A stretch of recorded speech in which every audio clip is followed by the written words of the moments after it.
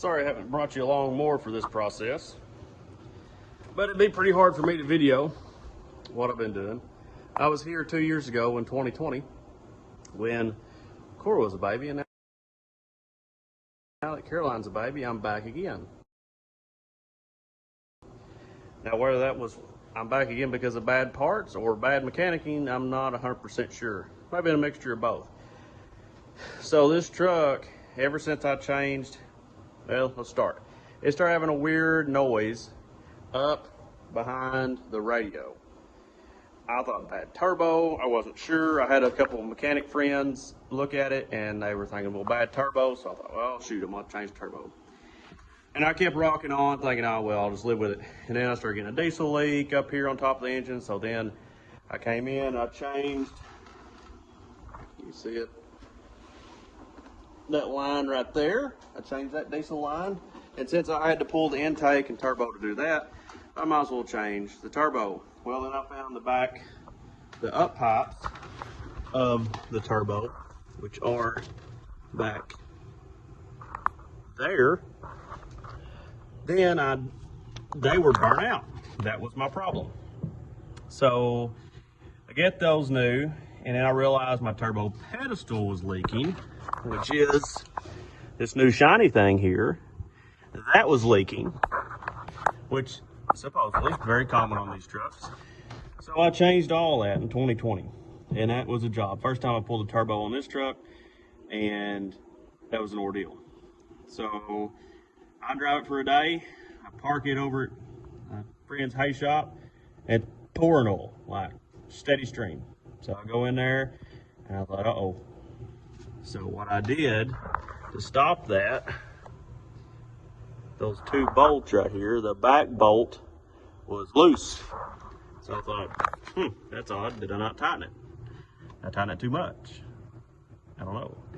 I tied it, fixed it, but now I've been fighting a slow oil leak for about 2 years, and it just kept getting worse, and then to the point where if it idled, it would pump out 2 gallons. This truck runs on 15 quarts, so it'd pump out 2 gallons, and then it quit because it was so low oil it wouldn't. And it did run so low oil that it went into limp mode a couple times. So I finally broke down and decided that I'm gonna change it. So I thought, well, something must have went wrong with that turbo pedestal, and I had an O-ring that blew out because it was loose. We'll come to find out, and I'm sorry I don't have that with you because I took that back to O'Reilly's today. This has been a 3-day process to get parts from them. What had happened is the bolt that I showed you that was loose had pulled the threads out of the turbo pedestal, and therefore the turbo was cocked up and then just spraying oil out the back, run down the engine. So now I have got that back, and that clamp on the back for the Y pipes is a pain. I still don't have it all hooked up, but I just torqued the 2 turbo mounting bolts. They're torqued to somewhat. I got an old Armstrong torque wrench, and it's somewhere in the 40-pound range, 35 to 40, somewhere under 50 is all I can assume. And that's tight, and I feel like it's good. That's what Garrett, the turbo company, recommended. So now I just have to hook it all back up, and it's not near as bad. That back clamp was a pain, as you can see. My hands and the sweat, I do not recommend that. It'd be really easy if I pulled the cab. That'd been the easiest thing, or a whole engine to do this, but it didn't.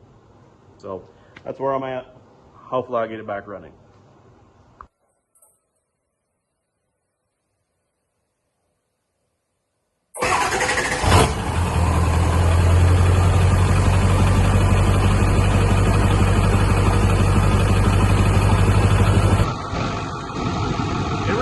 Been holding up, so fix the oil leak and the running issue. Other than the turbo pedestal, then the next day it had a cam sensor go out, the cam position sensor, and also the ICP sensor, injector control pressure sensor, the next day. So that was pretty easy to change those two, but I'm glad it's running again. Long live the 7.3.